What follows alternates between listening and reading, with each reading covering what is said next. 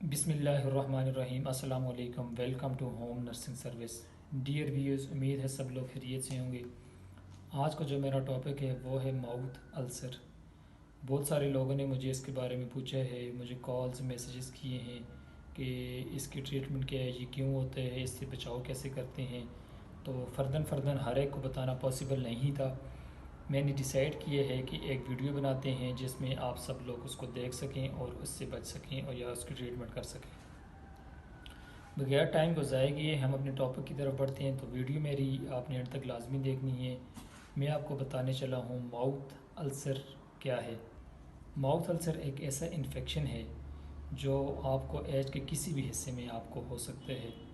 ये मेल्स को हो सकते हैं, फीमेल्स को हो सकते हैं, बच्चों, बूढ़ों, नौजवानों, ये सब हो सकते हैं। इसके लिए कोई भी एज लिमिट नहीं है कि ये इस एज में हो सकता है, ये इस एज में नहीं होगा। नहीं, ये लाइफ में एज के किसी भी हिस्से में आपको हो सकता है। तो स्टार्ट लेते हैं। What is mouth ulcer.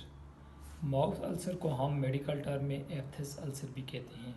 ये एक ऐसा अल्सर होता है जो आपके इनसाइड द माउथ, आपके गम्स को, आपकी इनसाइड चीक्स को, आपके लिप्स को और आपकी टंग को ये इन्फेक्टेड कर सकता है। ये एक ऐसे रेशेस होते हैं जो अपेयर हो जाते हैं इनसाइड द माउथ। ये येलो होते हैं, ये पिंक हो सकते हैं या ये रेडिश हो सकते हैं। रेडिश ये उस टाइम होते हैं कि जिस टाइम ये बहुत ज़्यादा इन्फेक्टेड हो जाते हैं, क्योंकि फिर इनमें से ब्लड आना स्टार्ट हो जाते हैं और वो बहुत क्रिटिकल सिचुएशन होती है। नॉर्मली जो है ये आपको जब ये इन्फेक्शन होता है तो ये आपको 3 to 5 डेज़ के अंदर अंदर ये रिकवर हो सकता है। अगर इसके बाद ये इन्फेक्शन आपको इसी तरह है, ये ज़्यादा क्रॉनिक होता जा रहा है, तो आपने अपने डॉक्टर के साथ लाजमी कंसल्ट करना है कि इससे बचाव क्या है और इसकी ट्रीटमेंट क्या है। तो इसके काजेज़ में आपको बताता चलूँ कि इसके काजेज़ हैं। पहले जो सबसे मेन काज है वो है स्ट्रेस। जो बंदा ज़्यादा स्ट्रेस लेगा, चीज़ों को बहुत ज़्यादा उलझा लेगा अपने माइंड में, अपने माइंड को दबाव में ले लेगा, तो ये अल्सर उसको हो सकते हैं।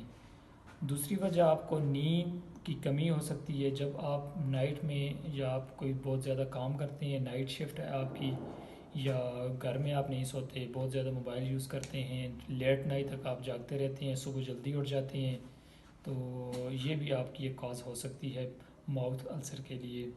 ये आपको विटामिन की डेफिशिएंसी की वजह से हो सकते हैं। मोस्टली जो विटामिन बी कॉम्प्लेक्स होते हैं उसकी डेफिशिएंसी की वजह से ये माउथ अल्सर होता है। आयरन की डेफिशिएंसी की वजह से ये हो सकते हैं।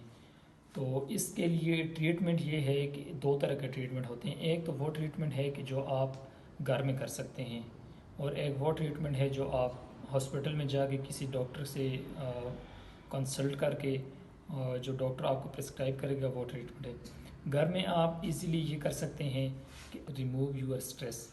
अगर आप किसी चीज़ को लेकर स्ट्रेस में हैं तो वो आप लेना छोड़ दें। आप खुली फ़िज़ा में जाएं, फ्रेश एयर में जाएं, ताकि आपको ऑक्सीजन ज़्यादा से ज़्यादा फ्रेश मिल सके, तो आपका स्ट्रेस जो है वो रिमूव हो। दूसरा ये है कि आप अपनी नींद बेहतर करें। एक नॉर्मल और हेल्थी पर्सन जो है उसके लिए 7 से 8 घंटे की नींद जो है वो लाजमी होती है। तो आप कोशिश करें 7 से 8 घंटे आप लाजमी सोएं।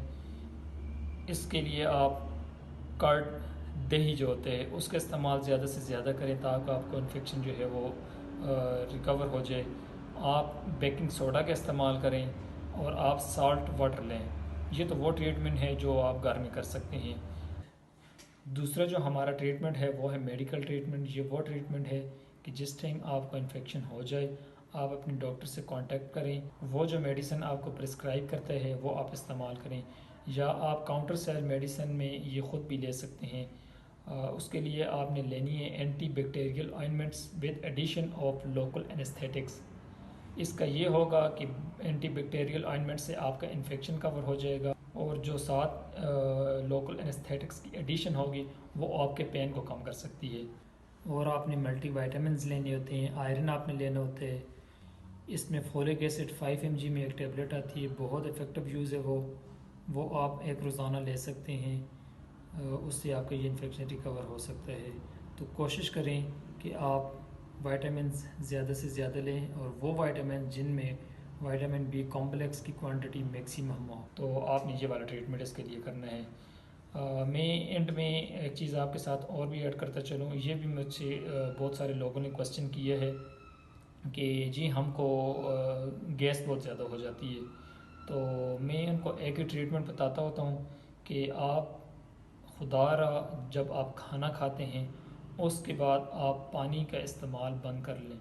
बहुत सारे लोगों को ये प्रॉब्लम तभी होती है कि जब वो खाना खाते हैं, खाना खा के पीछे हटते हैं तो उसी टाइम जो है वो पानी पी लेते हैं। ये आपके लिए ऐसा है कि गोया ये एक जहर है जो आप इस्तेमाल कर रहे हैं और अपनी जान को नुकसान पहुंचा रहे हैं।